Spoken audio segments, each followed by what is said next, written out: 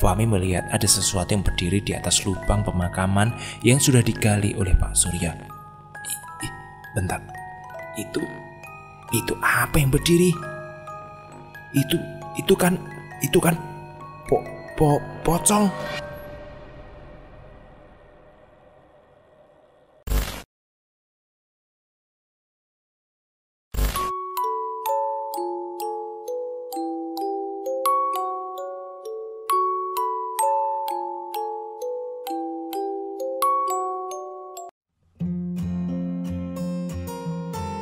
Assalamualaikum warahmatullahi wabarakatuh.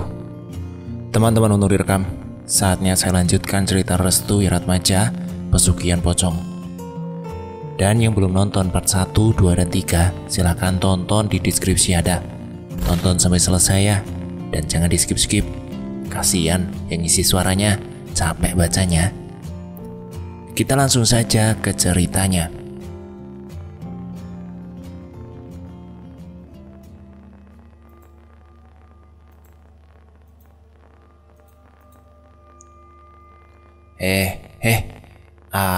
Apa rencana kita malam hari ini? Tanya Indah. Nono, di ruangan itu ada apa saja toh sebenarnya?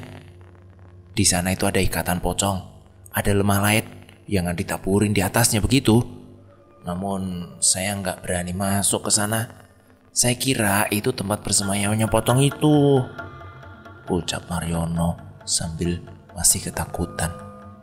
Hah? Beneran tuh No? Jadi tempat ini udah ditempelin atau ditempatin sama pocong itu? Aduh, kenapa baru sekarang ngomongnya? Tanya Indah. Dah.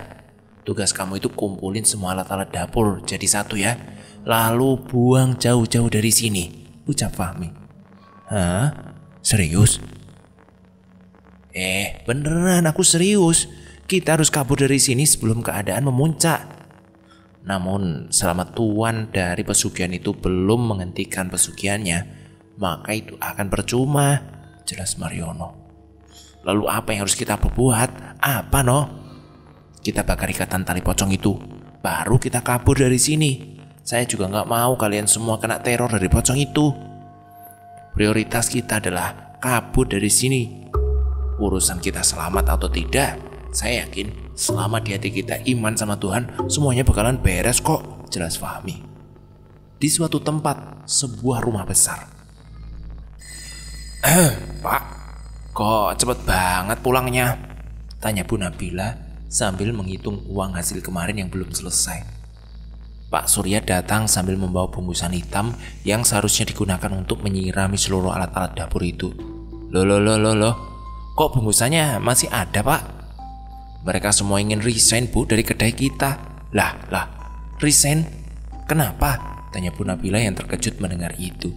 Dia meletakkan uang-uang itu dalam kotaknya lagi. Mariono katanya diteror sama pocong.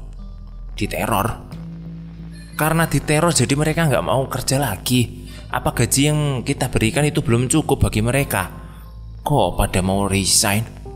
Fahmi dan Indah juga sudah tahu tentang pesugihan kita. Hah? Siapa yang memberitahu mereka berdua? Entahlah. Yang pasti kita juga tidak mempunyai hak untuk mengekang mereka toh. Pak, apa Bapak gila toh? Jika kita melepaskan mereka lalu mereka memberitahu mengenai pesugihan ini kepada orang-orang, kedai kita akan tutup loh Pak. Dan kita akan dijebloskan ke penjara itu pasti. Tapi Bu, bagaimana solusinya? Kita harus menghentikan pesugihan ini. Kita lebih baik hidup sederhana tanpa memandang gengsi Bu. Ini akibat Ibu yang selalu iri dengan pencapaian orang lain. Bu Nabila terdiam. Matanya melotot ke arah Pak Surya dengan tatapan mengerikan. Antarkan aku ke Mbah Warso sekarang, ucap Bu Nabila. Mau apa ke sana? Aku akan membunuh mereka semua. Sabar saya, sabar. Jangan kayak gitu toh Bu. Kedai Bu Nabila dan Pak Surya. No, kamu yakin ini kunci ruangannya? Tanya Fahmi. Saya yakin, biasanya juga Pak Surya dan Bu Nabila pakai kunci ini. Udah loh, cepat dibuka. Saya udah merinding ini. Indah tidak berani masuk. karena dia memiliki fobia terhadap kegelapan. Jadi dia menunggu di depan pintu ruangan itu. Dah, kamu jaga di luar ya. Kalau ada bos, langsung ketuk pintu ya. Iya, tapi jangan lama-lama ya. Saya takut di luar sendiri. Iya ya, tenang aja. Fahmi dan Mariono memasuki ruangan itu. Dia mencari ikatan pocong dan juga lemah layat itu. Ini memang gak ada lampunanya, no. Tempat ini didesain khusus dengan tidak dialiri listrik. Entah apa tujuannya. Gimana kalau kita pakai korek aja, no? Kaki Indah mulai merasakan gatal-gatal. Dia tidak sanggup untuk berdiri lama-lama lagi di depan pintu. Duh, kok lama banget tuh orang. Cuma mengambil tali pocong aja kok lama banget. Ih, kakiku gatal banget ini, ucap Indah menggerutu. Di pojokan dapur, Indah melihat sesuatu sedang berdiri menghadapnya. Indah pun memperhatikan dengan seksama. Siapa ya itu? Hei, kamu siapa? Hei, kamu siapa? Tanya Indah 2 kali. Sosok itu bergerak namun seperti hanya melompat-lompat kecil saja. Hah? Indah memperhatikan gerak yang bisa dikenalinya. Gerakan yang sama seperti yang dilihat oleh Mariono. Indah mencoba untuk menggedor-gedor pintu, namun nafasnya seperti sesak dan dia tidak bisa mengucapkan sepatah kata pun. Bentar, Dah, bentar. Di sini gelap banget. Aku nggak bisa melihatnya. Mariono dan Fahmi membalikkan tubuhnya ke arah pintu. Saya punya firasat nggak enak nih, Mi. Udah, ayo kita gimana nih? Cepatlah, kita cari tali pocongnya terus kita segera cabut. Fahmi terus melangkah hingga dia menemukan sebuah tiang yang telah diikatkan sebuah tali berwarna putih. Nono, ini nih, kamu ambillah. Kenapa harus saya toh? Kamu kan yang terlibat, kamu yang harus bertanggung jawab. Iya, ya udah. Ketukan itu masih berbunyi hingga ditutup dengan teriakan Indah. Indah, no, Indah. Yaudah, cepet. Mariono pun langsung melepaskan ikatan tali pocong itu. Dia langsung menarik paksa hingga tali itu terlepas. Ayo cepatan keluar, kasihan Indah di luar sendiri. Namun ketika mereka berdua ingin membuka pintu, ada ucapan yang terdengar. Darah. Getih. Mariono dan Fahmi melangkah mundur. Nono, kamu dengar gak suara itu? Iya ya, aku dengar. Kayaknya dia udah pergi deh, ucap Fahmi. Mariono dan Fahmi langsung membuka pintu ruangan itu. Dia terkejut ketika Indah yang berada di depan pintu sudah tidak ada. Dah, Indah, kamu di mana? Hei, kamu di mana? Mi, ayo coba kita cari di kamar. Saya tak nyari di depan. Oke. Fahmi langsung berlari ke kamar sambil memanggil nama Indah. Namun Indah tak berada di kamarnya. No, Indah gak ada di kamar nih. Bagaimana? Mariono menuju dapur. Dia melihat seisi dapur berantakan semua. Mariono mengantongi tali pocong itu yang dikantonginya. Ini pasti perbuatan Bu Nabila. Beberapa saat sebelum kejadian Indah menghilang. Bu, apa yang ibu pikirkan? Tanya Pak Suryo sambil menyetir mobil miliknya menuju rumah Mbah Warso. Udah toh Pak, diam saja. Bapak gak perlu tahu, teriak Bu Nabila. Mereka berdua tiba ke kediaman Mbah Warso. Di sana Mbah Warso sudah tahu maksud kedatangan Bu Nabila dan Pak Surya. Apa perlu aku bunuh semua karyawanmu, ha? Tanya Mbah Warso. Pak Surya terkejut mendengar hal itu. Dia tidak tega jika Mariono, Indah dan juga Fahmi dijadikan tumbal dari pesugihan pocong ini. Salah satu dari ketiganya sudah tertangkap. Yang dua sedang kebingungan bagaimana tindakan selanjutnya, tanya Mbah Warso. Bu Nabila memberikan segepok uang untuk Mbah Warso sebagai tanda jasa ucapan terima kasih karena telah banyak membantu permasalahan Bu Nabila. Bu Nabila masuk ke dalam mobil. Dia tampak puas karena kedatangannya sudah diketahui terlebih dahulu oleh Mbah Warso. Namun Pak Surya masih terdiam. Dia tidak ingin kejadian yang menakutkan ini benar-benar terjadi. Aku tahu kau ingin menyelamatkan mereka. Aku tak punya hak untuk mencampuri urusan kalian. Namun jika kau ingin menyelamatkan mereka, Ada jiwa yang harus digadaikan. Kalian paham kan? Ucap Pak Warso selalu terniang-niang di pendengaran Pak Surya. Apa maksudmu? Ini semua hanya kesalahpahaman. Anak-anak itu tidak bersalah. Mereka hanya korban dari arogansi istrimu yang menginginkan kekayaan. Datanglah ke pemakaman dekat dengan sungai di ujung desa ini. Anak perempuan itu berada di dalam kubur jasad yang dijadikan wadah untuk pesugihan, ucap Mbah Warso. Dia langsung menutup pintunya dan mempersilahkan Pak Surya untuk pergi. Pak Surya harus bergegas menyelamatkan anak perempuan yang dimaksud itu, yaitu Indah. Namun dia juga kebingungan dengan langkah selanjutnya. Jangan sampai tindakan ini diketahui oleh istrinya, Bu Nabila. Lama banget toh Pak. Yuk masuk. Segera masuk ke mobil. Aku sudah ngantuk sekali ini. Pak Surya terdiam. Di depan istrinya, dia hanyalah anjing penurut yang menuruti tuannya. Di mana tulang dilemparkan, disitulah dia akan berlari mengambilnya. Namun dalam masalah nyawa, dia tidak ingin macam-macam dalam hal ini. Kita pulang sekarang, Bu. Bu Nabila tampak tak bergairah untuk menjawab perkataan dari Pak Surya. Dia benar-benar sudah kecewa besar dengan apa yang dilakukan oleh suaminya itu. Ada satu hal yang masih dalam pikiran Pak Surya. Ini tentang perkataan Mbah Warso sepulang tadi.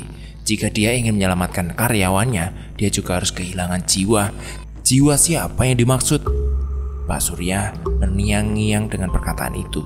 Dia tampak sangat membenci istrinya yang telah mengambil langkah dan mengikrarkan diri terhadap setan itu. Sesampainya di rumah, Bu Nabila langsung masuk ke dalam. Pak Surya berniat menyelamatkan para karyawannya. Namun hal lain yang dipikirkan adalah bagaimana caranya agar bisa pergi tanpa dicurigai oleh istrinya. Pak, ayo masuk. Kenapa di luar? Bentar, aku mau keluar sebentar mencari makanan. Ibu pasti lapar kan? Bu Nabila hanya terdiam. Dia tampak curiga dengan apa yang dikatakan oleh suaminya itu. Seperti bukan suaminya yang selama ini dikenalnya. Ya sudah kalau gitu, jangan lama-lama ya Pak. Iya Bu, iya. Akhirnya Pak Surya berhasil keluar dari cengkraman Bu Nabila. Tempat pertama yang diinginkan, yang ia tuju adalah kedai miliknya. Dia ingin menyelamatkan Mariono dan juga Fahmi dari pocong suruhan itu. Di kedai milik Bu Nabila dan Pak Surya. Oh, kita harus bagaimana ini? Ucap Fahmi khawatir. Mariono langsung mengambil pisau dan sejenis untuk membunuh Bu Nabila. Karena jika dia berhasil membunuh Bu Nabila, maka Indah bisa selamat. Lulu ngapain no? Kamu ngapain? Gimana nasib Indah? Waduh, gimana ya? Udahlah gak usah berisik. Saya juga tahu. Saya lagi mikir nih, gimana Indah sekarang? Kata Mariono. Terus kenapa kamu bawa pisau dapur itu? Saya pengen banget segera bunuh Bu Nabila. Tiba-tiba suara klakson mobil datang tepat di depan kedai. Nono, itu mobil bos kan? Iya ya, itu mobil bos. Baguslah kalau gitu, ini kesempatan. Lu ikut gua sekarang. Jangan beritahu kalau saya bawa pisau. Fahmi hanya mengangguk. Jalan seperti biasa, sambut bos seperti biasa ya. Jangan terlihat seperti orang panik. Paham? Kata Mariono. Iya no, iya. Fahmi dan Mariono bergegas menuju depan kedai. Pak Surya langsung membuka pintu mobil dan berlari menuju kedai. Namun saat dia ingin berlari, Fahmi menghampirinya. Mereka bertiga bertemu di waktu dan keadaan yang tepat. No, Mi, Indah kemana? Tanya Pak Surya. Indah? Ada kok, Pak lagi tidur. Kamu sudah sembuh no? Udah Pak. Bapak nyariin Indah mau apa? Aku ingin bertemu Indah. Dia ada di kamar ya? Fahmi dan Mariono mengangguk. Pak Surya pun bergegas menuju kamar. Namun ketika dia melewati Mariono dan Fahmi, dari belakang tangan Fahmi telah dulu mengunci leher Pak Surya. Apa nih? Indah hilang dibawa kabur pocong bangsat. Ini semua pasti ulah Ibu Nabila, ya kan Pak? Tanya Mariono kesal. No, udah no. Lu ngapain sih kok kayak gitu banget?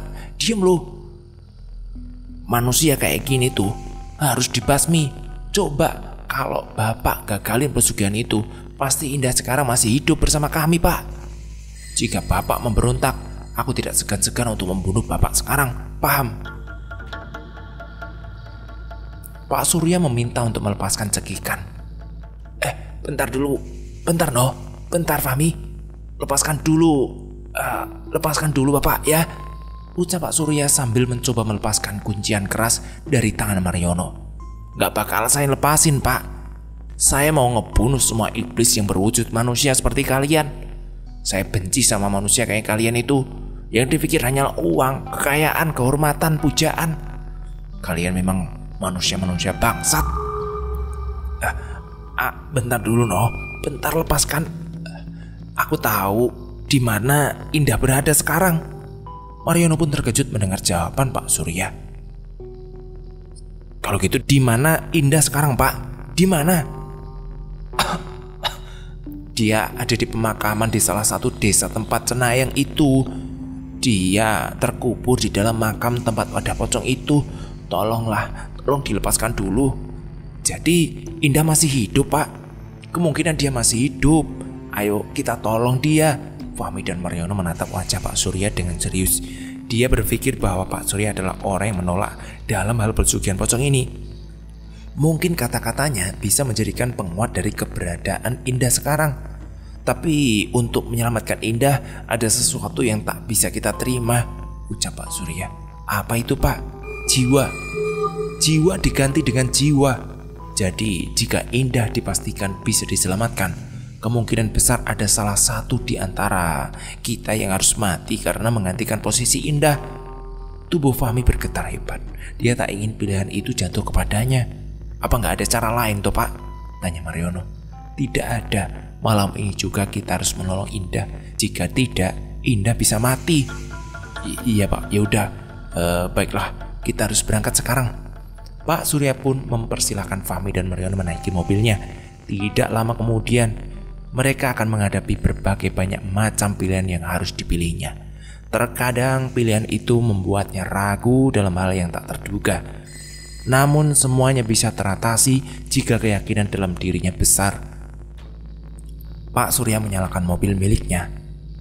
Mereka berangkat menuju desa tempat Cenayang itu berada. Pak Surya mencari pemakanan dekat sungai yang berada di ujung desa itu. Namun sedari tadi tidak ada pemakaman satupun. Yang terlihat hanyalah pepohonan yang menjulang tinggi. Banyak suara sautan-sautan hewan di sekitarnya. Namun begitu dia berada di pohon sangat besar, terdapat gundukan tanah lengkap dengan nisan dari kayu sebagai penanda berdirinya sebuah makam.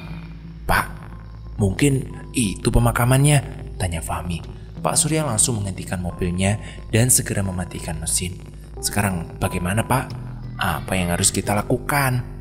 Kita cukup gali makam itu karena Indah berada di dalam makam itu, jelasnya. Fahmi tak berani menatap makam itu.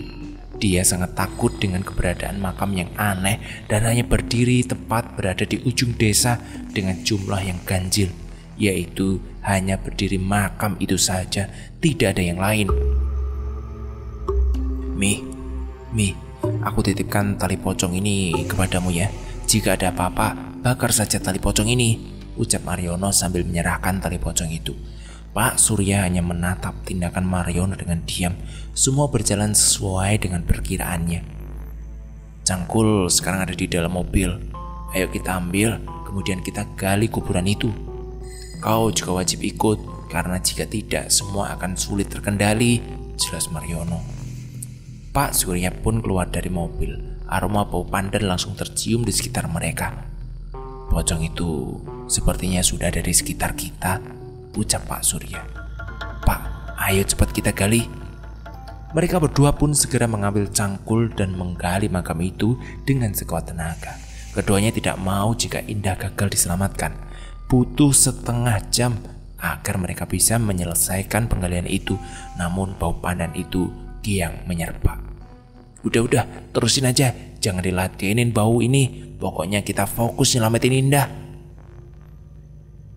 Mariono pun membuka papan liang lahat yang menjadi pembatas antara lubang mayit dan juga lemah layat. Krak! Mariono membuka satu persatu papan itu hingga dia pun mengenali seorang yang berada di dalam lubang itu. Fahmi melihat ada sesuatu yang berdiri di atas lubang pemakaman yang sudah digali oleh Pak Surya. Bentar, itu apa yang berdiri? Itu kan Pocong, ucap Fahmi ketakutan. Namun pocong itu hanya terdiam lalu menghilang kembali seperti akan menuju ke suatu tempat. Pak, ini Indah pak. Udah yuk cepet diangkat. Mariono dan Pak Surya mengangkat tubuh Indah secara perlahan. Fahmi segera keluar dari mobil dan menuju ke tempat Mariono dan Pak Surya. Dia mengangkat tubuh Indah dengan sekuat tenaga. Setelah sudah berada di atas, Pak Surya, Mariono langsung naik ke atas. Mi, Indah masih hidup? Tanya Mariono. Kita harus segera membawanya ke rumah sakit. Keadaannya sudah kritis. Detak jantung Indah ini loh, semakin lama semakin hilang. Gimana ini? Yuk, ayo dah. Kalau gitu, sekarang kita bawa Indah ke rumah sakit ya. Mereka pun membawa Indah untuk menuju ke rumah sakit. Dalam perjalanan, Pak Surya mengingat perkataan Mbah Warso. Jika kamu menyelamatkan wanita itu, kamu juga harus kehilangan jiwa yang lain. Pak Surya tak berhenti-henti memikirkan itu, selalu berdoa agar dirinya bisa selamat.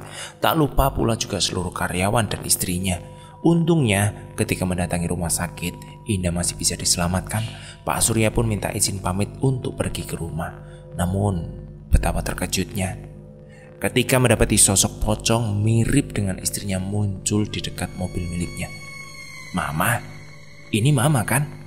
Lalu sosok pocong itu menghilang. Pak Surya pun langsung masuk ke dalam mobil dan menuju ke rumahnya untuk memastikan keadaan istrinya.